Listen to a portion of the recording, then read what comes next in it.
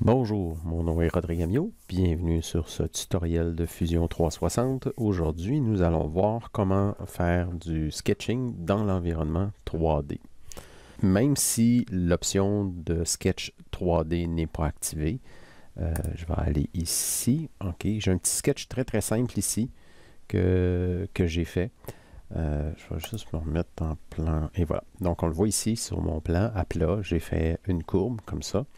Donc, même si le mode 3D, donc on va voir tantôt l'activation pour le mode 3D ici, mais même si j'ai fait un sketch qui n'est pas dans le 3D, à partir du moment où je sélectionne un point et que j'utilise la fonction Move, le M, donc shortcut M, je peux quand même déplacer ce point-là dans tous les plans.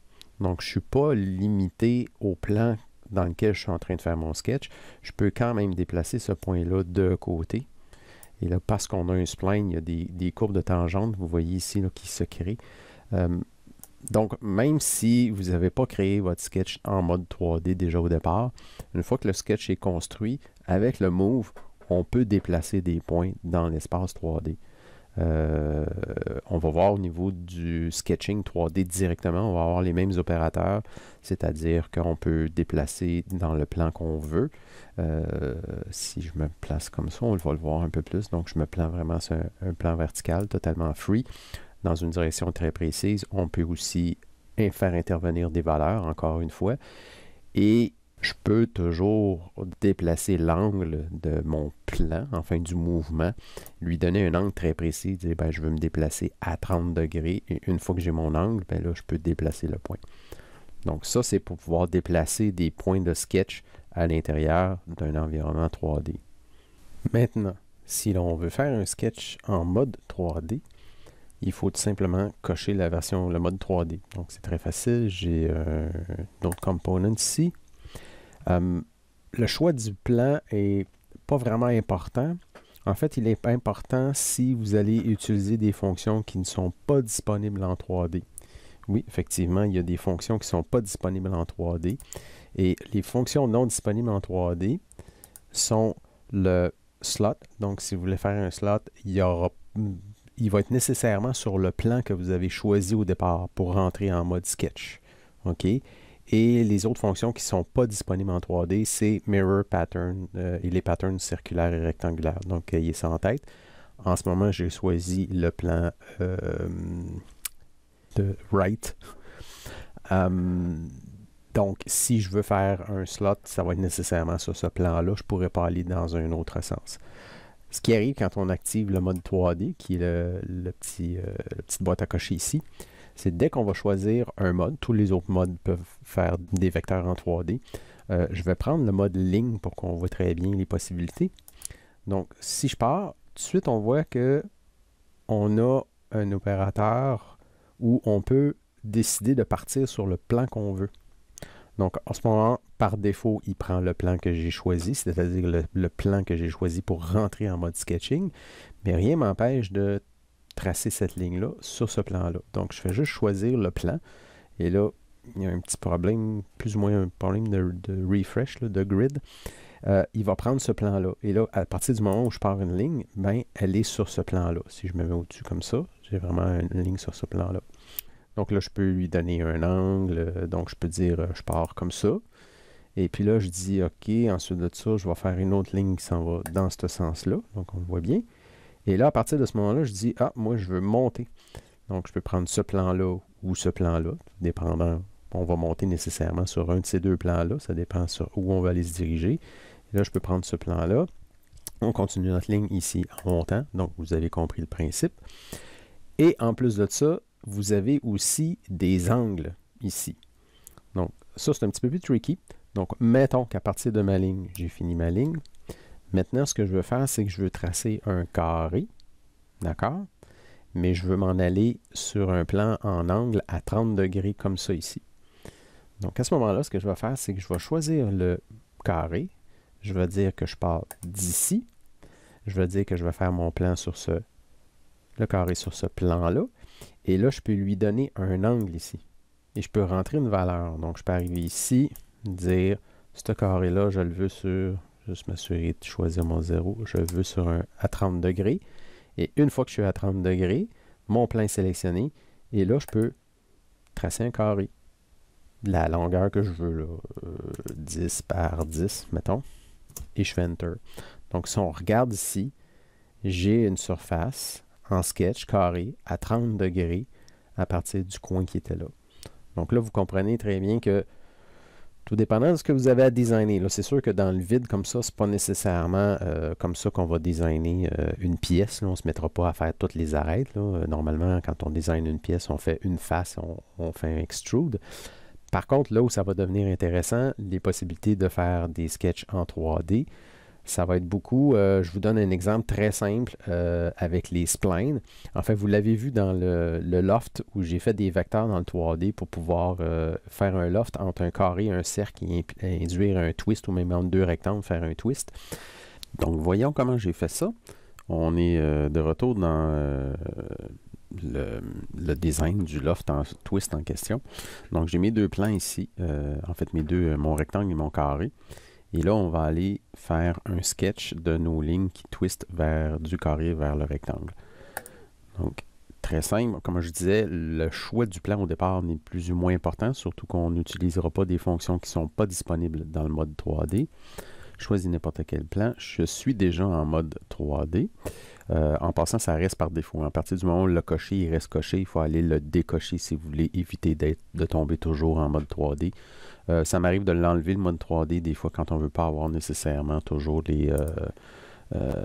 tous ces logos-là, là, puis on veut vraiment faire un dessin en 2D, c'est plus pratique. Ça fait un écran un peu moins buzzé. Donc, comme on disait, je voulais faire un twist. Donc, je choisis le point. Et là, ce qu'il faut comprendre, c'est que oui, je peux dire, OK, je m'en vais sur ce plan-là. Ensuite, je bouge un angle et tout. Par contre, l'avantage qu'on a en 3D aussi, c'est que tout ce qui est présent dans votre sketch, on peut snapper dessus. Donc, je peux me rendre directement ici. Là. Puis là, ça va tracer une ligne exactement entre les deux. Vous le voyez ici. Donc, plutôt que de suivre un chemin particulier en choisissant un plan, me déplaçant à un certain endroit, revenir ailleurs, je peux choisir carrément un feature dans mon espace. Donc là, ce qu'on va arriver, c'est qu'on va faire ça comme ça. On va faire Enter pour fournir la shape. Et là, on va se rendre compte que finalement, on peut prendre les points. Je fais M pour bouger les points. Et là, je peux aller ajuster ma courbe. Je dis que je veux une courbe plus de même. Et si je m'en viens dans l'autre sens comme ça, n'oubliez pas ce qu'on peut faire aussi. Là, je veux qu'il arrive un petit peu plus droit, donc je vais la rebaisser un peu comme ça. Donc, vous voyez, j'ai donné une induction. Bon, peut-être qu'on pourrait la faire plus comme ça, le twist. De même.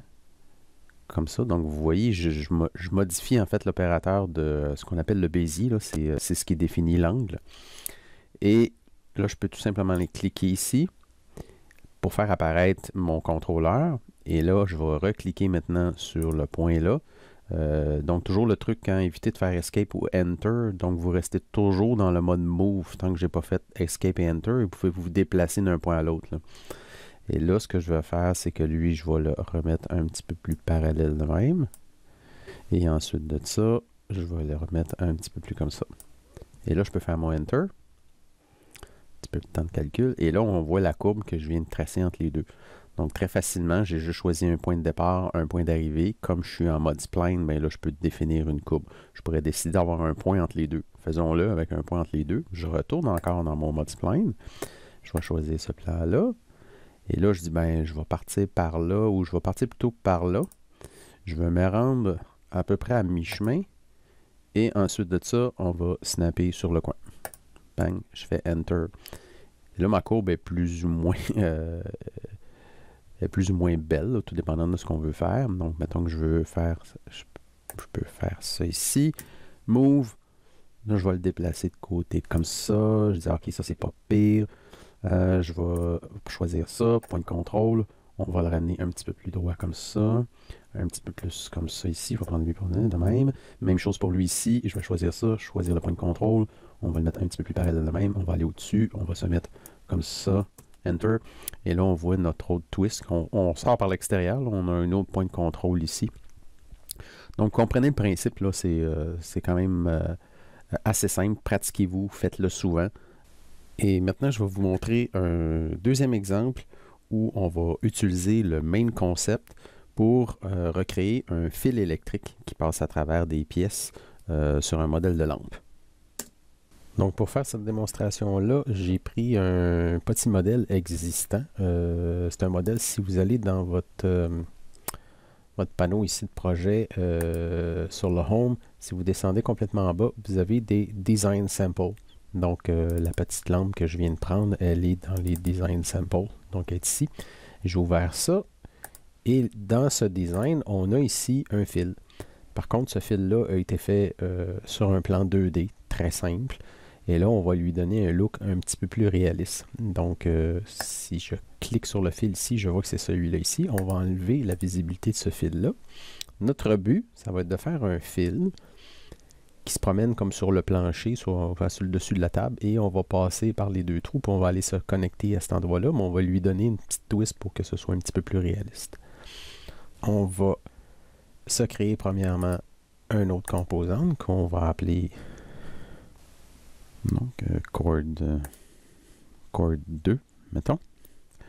J'ai mon component qui est activé, on va aller en mode sketch, on va choisir la base de la lampe qui se trouve à correspondre exactement à la surface du plan d'origine.